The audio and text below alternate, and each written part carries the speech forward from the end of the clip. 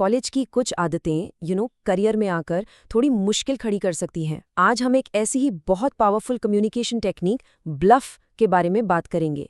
ये एक ऐसी चीज़ है जो एक स्टूडेंट को एक वैल्यूएबल प्रोफेशनल में बदलने का दम रखती है।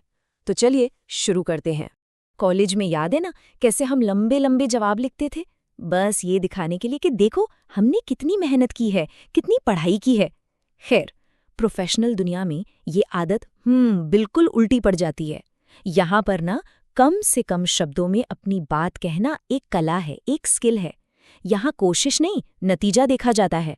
और अच्छे नतीजों के लिए सबसे जरूरी है एकदम साफ सुथरा, क्रिस्टल क्लियर कम्युनिकेशन। तो अब बात आती है प्रोफेशनल माइंडसेट की। देखिए, ये सिर्फ ऑफिस जाने की बात नहीं है।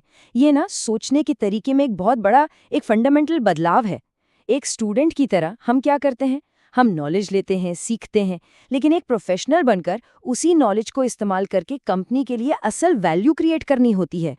एक मिनट के लिए सोचिए, किसी के पास एक बहुत ही शानदार आइडिया है, लेकिन वो उसे ठीक से किसी को बता ही नहीं पा रहा, तो क्या उस आइडिया की कोई वैल्यू है? नहीं, बिल्कुल नहीं। प्रोफेशनल वर्ल्ड में रिजल्ट्स ही सब कुछ हैं। ये यहाँ की करेंसी है, और इन रिजल्ट्स को अच्छे से कम्युनिकेट करना उतना ही जरूरी है जितना कि उन रिजल्ट्स को हासिल करना। तो अब आते हैं हमारे पहले हिस्से पर, द विजडम। देखिए, बात सिर्फ काम करने की नहीं है, बात ये पक्का करने की भी है कि जो काम हुआ है उसे सही तरीके से देखा जाए, उसकी सराहना हो। क्योंकि प्रोफेशनल दुनिया में परसेप्शन ही अक्सर रियलिटी बन जाता है। मतलब काम जैसा दिखता है वैसा ही मान लिया जाता है। ये एक बहुत इंटरेस्टिंग सवाल है कि जब कोई कमरे में नहीं होता तो लोग उसके बारे में क्या बात करते हैं। असल में किसी की भी प्रोफेशनल रेप्यूटेशन उन कहानियों से बनती है जो उसके काम के बारे में सुनाई जाती हैं। और अच्छी बात यह है कि इन कहानियों का कंट्रोल हमारे ही हाथ में होता है। तो सवाल ये है कि एक अच्छी कहानी सुनाई कैसे जाए। इसके लिए कमाल का फ्रेमवर्क है, CAR, चैलेंज, एक्शन और रिजल्ट। मतलब चैलेंज क्या था, फिर एक्शन क्या लिया गया, और सबसे जरूरी उसका नतीजा क्या निकला। जैसे मान लीजिए हमारी वेबसाइट का ट्रैफिक गिर रहा था, ये था चैलेंज। तो मैंने एक नया SEO कैंपेन लॉन्च किया, ये हुआ एक्शन, और नतीजा ये हुआ कि ट्रैफिक में 20% का उछाल आया, ये रिजल्ट है ना। कितना सिंपल और पावरफुल। तो अब जब क्यों क्लियर हो गया है, तो चलिए कैसे पर फोकस करते हैं। और यहीं पर एंट्री होती है हमारे सीक्रेट वेपन की, द ब्लफ प्रोटोकॉल। यकीन मानिए, ये वो एक आदत है जो प्रोफेशनल कम्युनिकेशन को हमेशा के लिए बदल सकती है। ब्लफ, इसका मतलब बहुत सीधा है, बॉटम लाइन अप फ्रंट। मतलब जो सबसे जरूरी बात है, जो निचोड़ है, वो सबसे पहले बताओ। चाहे ईमेल लिख रहे हो, मीटिंग में बात कर रहे हो, या कोई रिपोर्ट दे रहे हो, हमेशा अपनी बात के कंक्लूजन से, उसके फाइनल पॉइंट से शुरू करें। ये एनालॉजी एकदम परफेक्ट बैठती है। स्कूल की तरह अपनी सारी मेहनत, सारी कैलकुलेशंस दिखाने की कोई जरूरत नहीं होती। ऑफिस में ऐसा करना पता है कैसा है, जैसे फाइनल जवाब बताने से पहले कोई अपनी पूरी रफ नोटबुक खोलकर बैठ जाए।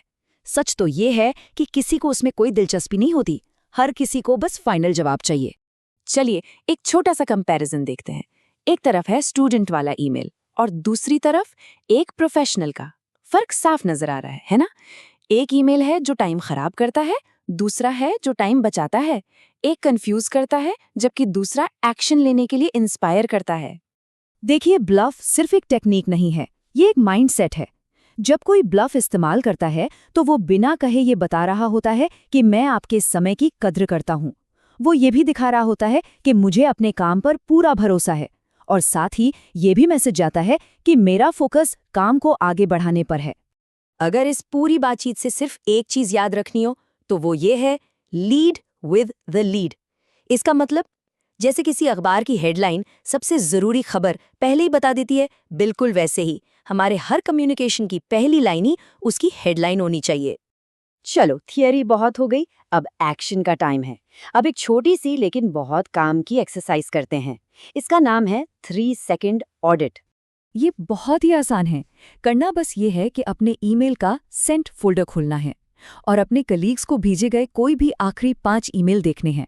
अब हर ईमेल की सिर्फ पहली लाइन पढ़नी है और फिर खुद से एक सवाल पूछना है, क्या पहली लाइन से ही मुद्दे के बाद या जो भी रिक्वेस्ट है वो एकदम साफ हो रही है? अगर जवाब ना है तो समझ जाइए, BLF को अपना नया बेस्ट फ्रेंड बनाने का टाइम आ गया है। और यहीं से आता है हमारा नया गोल, 3 सेकंड का नियम।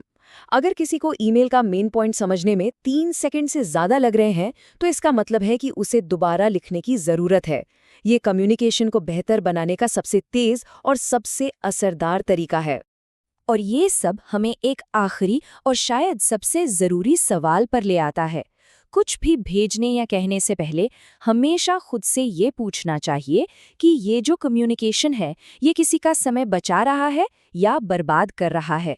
ब्लफ का इस्तेमाल करके हम सिर्फ क्लियर नहीं होते, बल्कि दूसरों का सबसे कीमती रिसोर्स यानी उनका वक्त बचाकर वैल्यू ऐड करते हैं। और यही एक सच्चे प्रोफेशनल की असली पहचान होती है।